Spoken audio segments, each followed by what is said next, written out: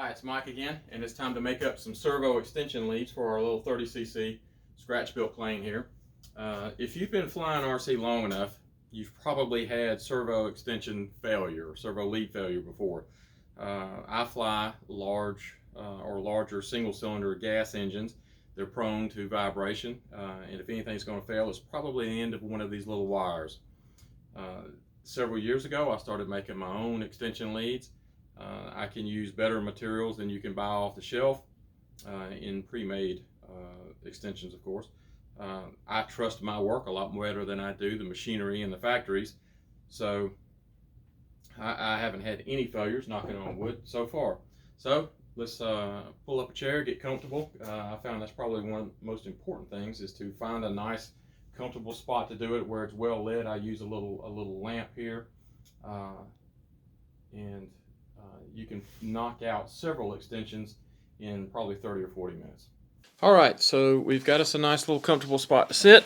Got some good lighting going on, so let's go ahead and start making our servo leads. I need a servo lead that's about 3 inches, maybe 3.5 inches long, that can come out of my power box and provide as a little jumper for my aileron servos that come out of the wings, so that I don't have to plug my aileron servos into the power box, or in most cases it would be the receiver, but I use a power distribution box, so I don't want to be plugging that in and out. So I have a little jumper about that long. I don't know, what is that, about 4 inches is what I need here. So we're going to make a couple of those right quick, and let's talk about some of the tools that we'll be using. There are several kinds of these crimpers out there. There are some pretty neat and nifty ratchet style. I'm not a big fan of the ratchet style because I guess probably because I started using these first, and I find that I can get more finesse in using the non-ratchet style. If you notice, I can put my index finger in here and I can really control how much pressure I'm able to give on the wire there and the wire pin itself. So you can't do that with a ratchet style. You squeeze as hard as you need to squeeze, and then you have to release it, of course, to let it come back up. And you will see in just a few minutes what I'm talking about. So there's nothing wrong with the ratchet style. It's a matter of what you get used to and what your preference is. I happen to prefer these, and actually I really don't use them the way they're intended to use, and I'll show you that here in just a little bit. And then we'll just need some real cheap strippers. These you can get off of anywhere, some of the big box stores or Amazon or whatever, just as cheap as you can get. These are literally about $5. Got them at Radio Shack back when Radio Shack was still a thing. And I like them because they're small and easy to handle in my hands. Some guys would like the big long strippers that do different gauges. I prefer to be able to do the gauging by myself, but to each their own. So we'll use these strippers to strip just the silicone off of the wire and expose the wire for us, and then that's about all that those do. And then I have a little tiny pair of needle nose pliers that I like to use during this process as well. So the next thing we want to talk about is the wire. Most importantly, we want a high strand count, and that's the number of individual little wires in there, and I don't know how many are in this particular strand count here. I know some of my wire is 60 count. That's decent wire.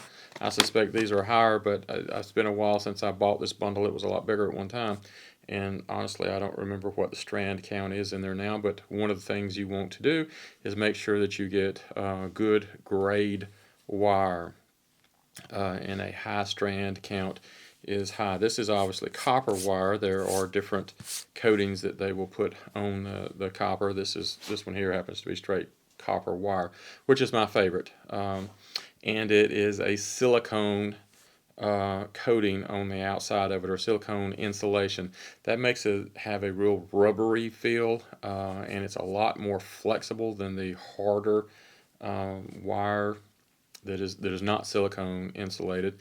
So I like the silicone insulation. Now this is 20 gauge. wire. This is 20 gauge wire, and this obviously is the braided style. This is just the flat style. And I'm 6'1", 6'1", half dozen another for which one I want to use. Sometimes I like to do the flat, and sometimes I like to do the braided. It really doesn't matter. It's a matter of preference there. I think one's just as good as the other. And then there are obviously different colors of wires. This is a 22 gauge, which is about as small as I go. Obviously 22 gauge is a little smaller than 20 gauge. There are some applications, of course, that use 26 and 28 gauge in the smaller planes. I don't have anything that small that I want to be making servo leads for.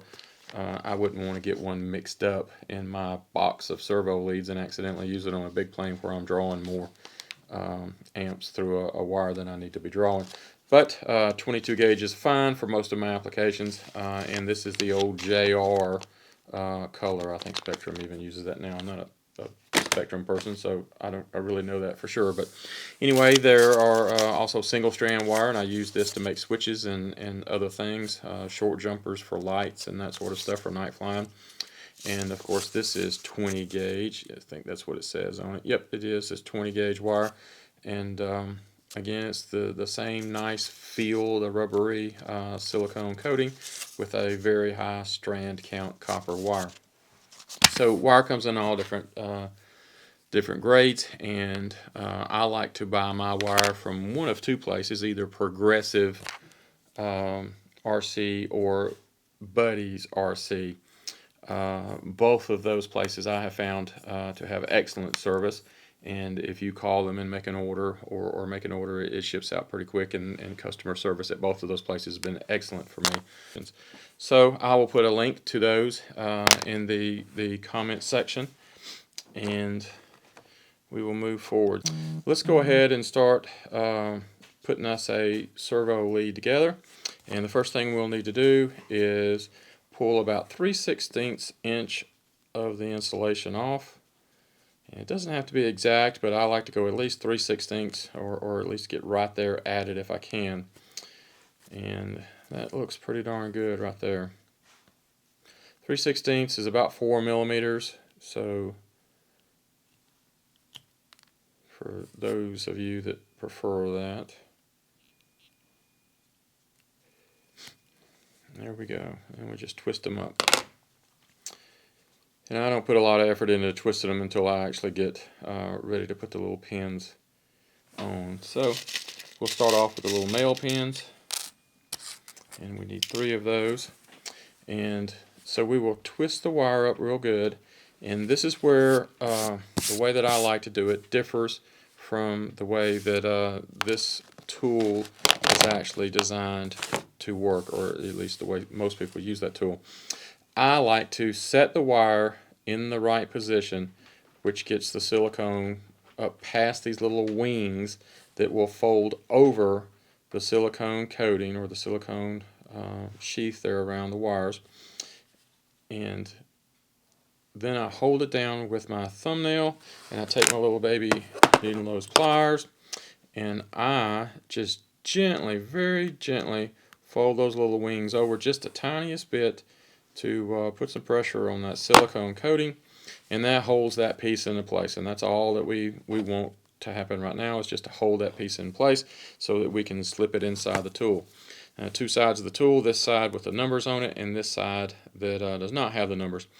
Like I said, is a 2-stage crimper, which means it does both of the crimps, the crimp on the wire right here, and then the crimp on the little wings back on the silicone coating at the same time. So obviously the part with the silicone coating is a lot bigger than up here where the wire is, because we've obviously stripped that silicone sheath off. So there are 2, and I'll put a still photo in, there are 2 steps to this tool. In other words, this side of the tool is a lot bigger than the smaller side on that side that does the metal. So what you do is you put it up in here, and you insert it until the back of the metal pin is even with the back of the tool there, and then make sure that it is sitting at 90 degrees, which it was not. It was cocked just a little bit. Now it's at 90 degrees. And then you give it a good crimp, a real good crimp. And this is where I start to differ from the way the tool is actually designed to work. So it did a good job, and it really crimped the metal down, which is exactly what it was supposed to do there. But it doesn't always crimp these little wings or fold these little wings over as much as I like. And the reason I like them folded over just a little bit more is when you go to put them inside the plastic part here, the whole thing needs to slide in, and sometimes these little wings will get hung, just like this one is, on the back side of the plug. So the thing to do is very gently slide it back in the tool, go past where it was supposed to be, up onto the now smaller part, and gently, again using my index finger here, I gently, very gently, because we don't want to squish that, remember this side is smaller and it will squish it too much if you allow it. Just gently work it back and forth, and you can feel it fold those little wings over very nicely, and that's what it just did. So now I bet you it glides right in, and we haven't over squeezed the rubber, and we haven't damaged the wire, so we're good to go there. Now the black, when it's facing up, the black goes towards you, or on the right side of the plug. And there it went, it snapped in place, and I don't know if you could actually hear that, but there's a little plastic tab right there that sticks down that locks down into the metal pin and keeps the pin from being able to come back out, and that's what you either want to hear or feel. A lot of times you can't hear it, but you can feel it when it pops. That little plastic tab pops down in there. So we'll do the red one here. And in modern day servo leads, as opposed to way back in the day when some of the manufacturers decided to do their own thing, proprietary leads, they would put the wires in different orders. Well, that was a real headache for some of us. I know that Airtronics was real bad about doing that, where they would put the hot wire on one of the two outsides, and if you weren't careful, if you plugged that Airtronics lead into something that was, say, Futaba, you were prone to burn things up because of reverse polarity. Well, finally, somebody got smart and decided to standardize them all, and that's pretty much the way we are now, where the red one is in the center. So the hot lead's in the center now. Again, we're going to push that silicone up to where it's past the little wings, and take our little baby pliers, just barely push those over.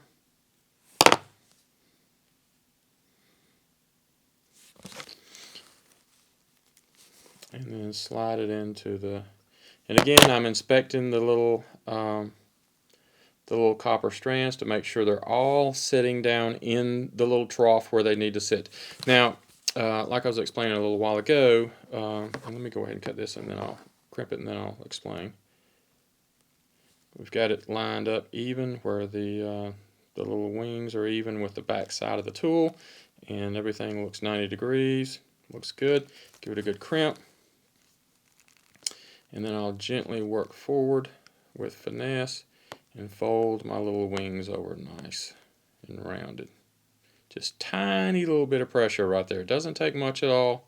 We don't want to damage it. We're just reshaping that little area right there. And if it does bend at all, sometimes with all that movement, it will curve just a little bit. That one was pretty darn straight.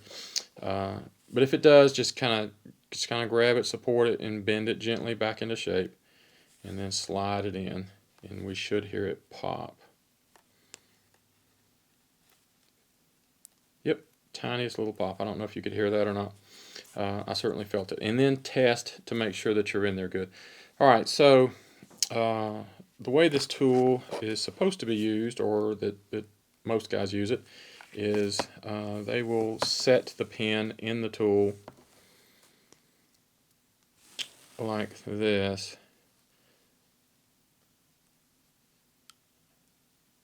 and they will go ahead and crimp and fold those little wings around like a little tunnel, right? And then while it is in the tool, they will take the wire and insert it in there until they feel that it is bottomed out, and then of course do the crimp.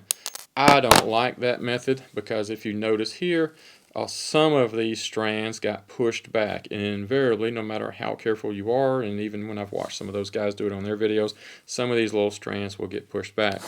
That can be a problem because if you notice, that wire sits about right there inside our little plastic plug right there.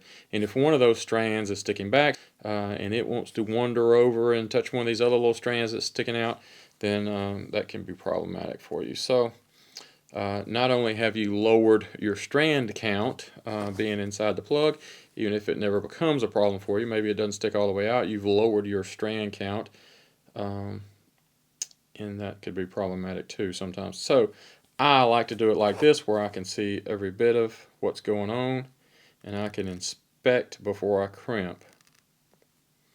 Again, that's just a matter of preference, and it's not actually the way the tool is designed to be used, or at least the way most guys do it.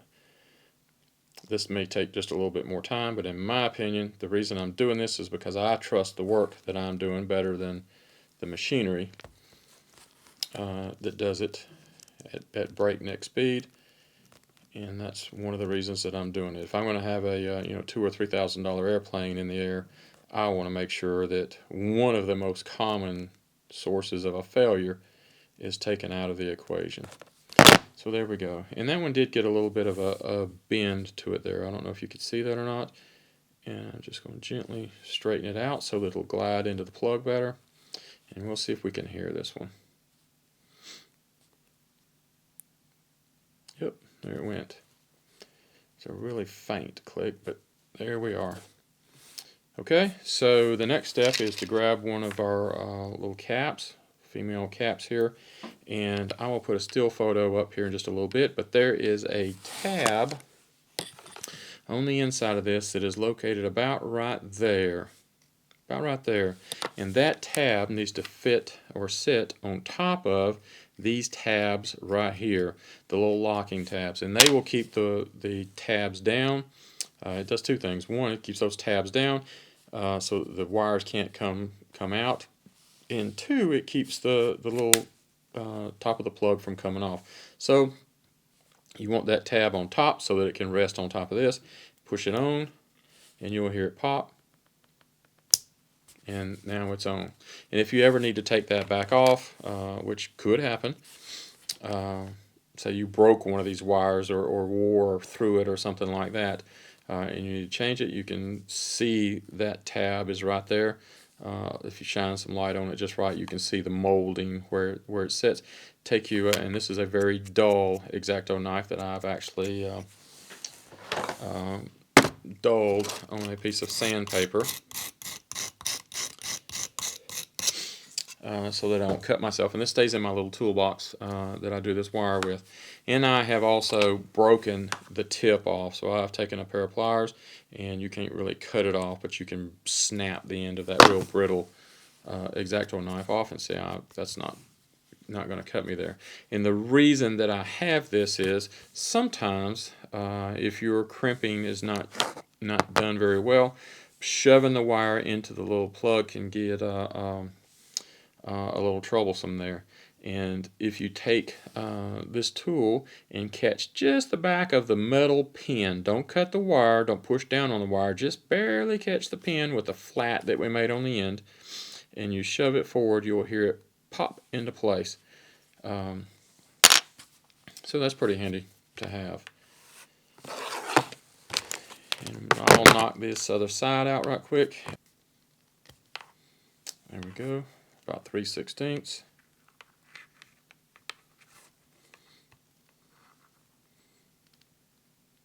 And again, I'm just barely cutting through the silicone. I'm not cutting into my strands at all. And if you do, you will see the tiny little strands. I don't know if you can see that or not. I'll put a still photo up. And that one, I actually cut 2 strands. They both fell right there. So if this is a 60 count, which I suspect is probably higher than 60 count, then I'm down to 58 now. But you don't want to be losing any more of those strands than you have to. It's almost impossible not to lose a couple of them. but you certainly want to minimize that. There we go. And there we made a cut, and I didn't lose any strands at all. So almost impossible unless you're real practiced at it. All right, so now we're going to take the little female plugs. We need 3 of those. And do the exact same thing.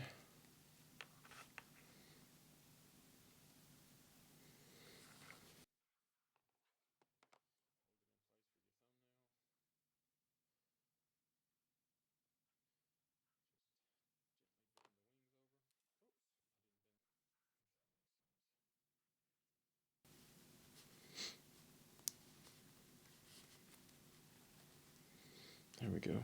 Now that one is that one's going to need a little persuading. So it's just about there, but it's not quite underneath the clip.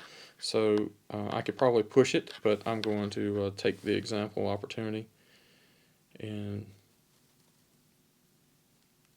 boom, there it went. I felt it pop. I didn't hear it, but I felt it pop into place. So there's a perfect example of that.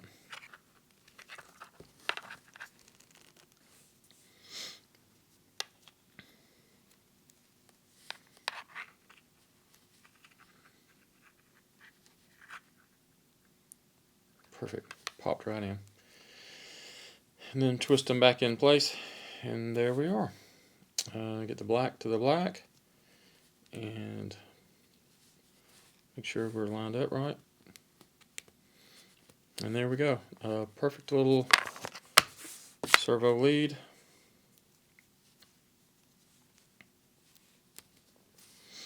And there's the 2 of them for my ailerons. Now, I feel much more comfortable using these, even on a high dollar plane, because I trust my work better than I do the machinery, or more than I do the machinery. I know that each one of the crimps is done well. I know that there are no little strands that are dangling out that could be problematic for me later on. And I can, and we can, control our own quality control better than they can in the factory, running these things by the tens of thousands or even more in a day. So that's it. It's very, very simple, and in 30-45 minutes you can knock out I don't know, 8 or 9 or 10 of these things, depending on how quick you get with it. I don't know how long that took, but it wasn't long. Certainly for a servo lead that you trust better than anything that you can buy from the store. And if you do it like I showed you how to do it, there's no reason that it won't last for many, many years. I have, knock on wood, there's some wood, knock on wood, I've been making my own servo leads for, I don't know, 5-6 years at the very least, and I haven't had a single one fail. And I have seen many servo leads fail at the flying fields that I go to, and they are all store-bought. So anyway, there we are. I hope you liked the video. I hope you learned something from it, and if you did, please hit the like button, and hit the subscribe button as well if you haven't already. Those 2 buttons mean a whole lot to the YouTube algorithm, and do a lot to play into where the YouTube videos rank. So again, hit the like button, hit the subscribe button, and I will see you in the next video. Thanks for watching.